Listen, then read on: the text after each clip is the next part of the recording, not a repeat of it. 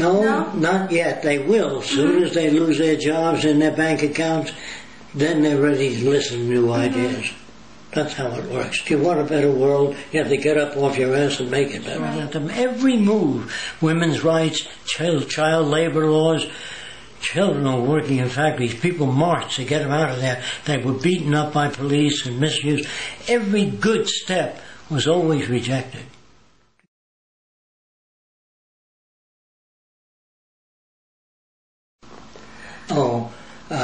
See, I remember the last Depression. A friend of mine owned an aircraft factory, and the government came over and said, we're taking over your factory. He says, why?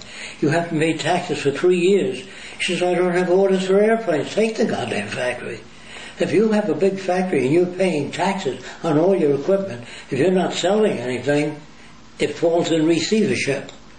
So you don't need to take it away from them. The system's going downhill all over the world. General Motors failed. We bailed them out. Now, we gave all the money to the people who created the problem, the banks and all that. Suppose only portions of the planet went along with the Venus Project. How would we defend ourselves from the... Suppose only portions of the planet liked the idea of the Venus Project, kind of like now, and they were hostile towards us. How would we defend ourselves? If they're larger in numbers, they'll destroy it, just like they killed Christ. That government at the time was hostile to Christ.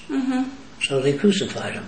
In Salem, Massachusetts, women that questioned the Bible were pointed out as witches, and they burned them alive. This is in America. It should be in all your school books, too. They burned them alive. Now, I'm saying this I didn't know. I didn't know that if you found a witch and they burned her, you inherited their bank account and land. Wow. Did you know that? No, I didn't. That should be in every school book. It's not. So I find America just as corrupt as every other country. They're no good. No country is any good. Don't misunderstand me. It's going to take one world, all the people. The environmentalists don't want to cut down the forest, but they live in wooden houses. As long as people go to Home Depot and buy lumber, they're going to cut down the forest, no matter how many protest signs you get. Yeah. People don't understand that. U.S. signs agreements with Japan and Germany. They're called treaties. But if that treaty doesn't serve the interest of that country, they violate it. We violated almost all the treaties we signed. We stole this land from the Indians, you know what I mean. No, still stealing stuff. I don't want to go into that.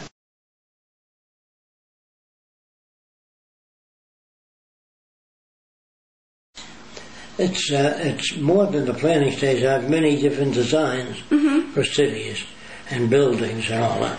And what you see on this table is a rough of this. This is the library.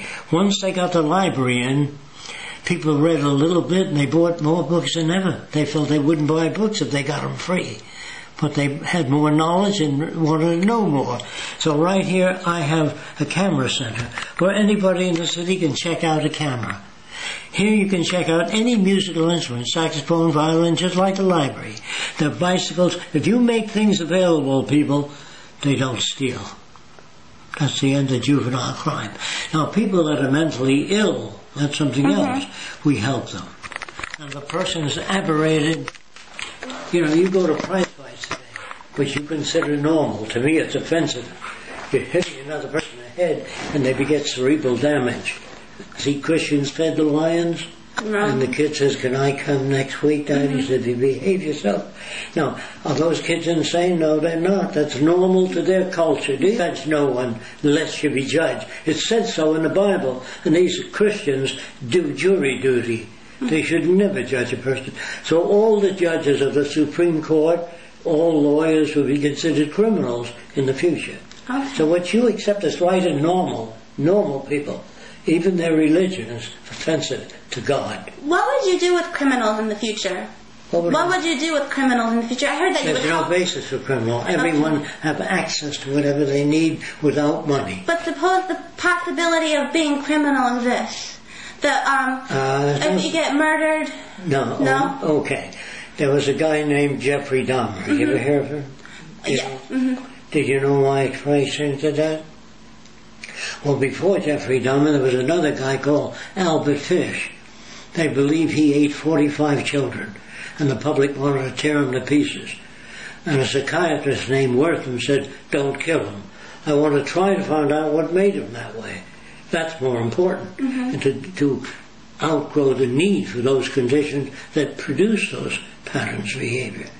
Now, if you take a normal boy and bring him up with 6 very effeminate women, absolutely effeminate, that little boy will move just like a woman, if that's all he sees. Because women move and speak differently. Oh, did I see a gorgeous hat? The boy will move just like that. Well, 3 teenage boys came from a wealthy family. Yeah. And they ended up murdering 20 people for the pure joy. For the pure joy of that. Okay. Even the Diamond Brothers killed a kid for thrill killing. You want to know what we do with people like that? All right. If a person is brought up to hate women for whatever reasons, say his mother was a prostitute and he was shamed, he was made that way by culture. You have no right to kill him. We would help him, try to turn him around. When I joined the White Citizens Council, they hate foreigners, turn them around 1 month. So I know enough about human behavior to know what makes us the way we are. Should I tell you what made Albert Fish a serial killer? Go ahead.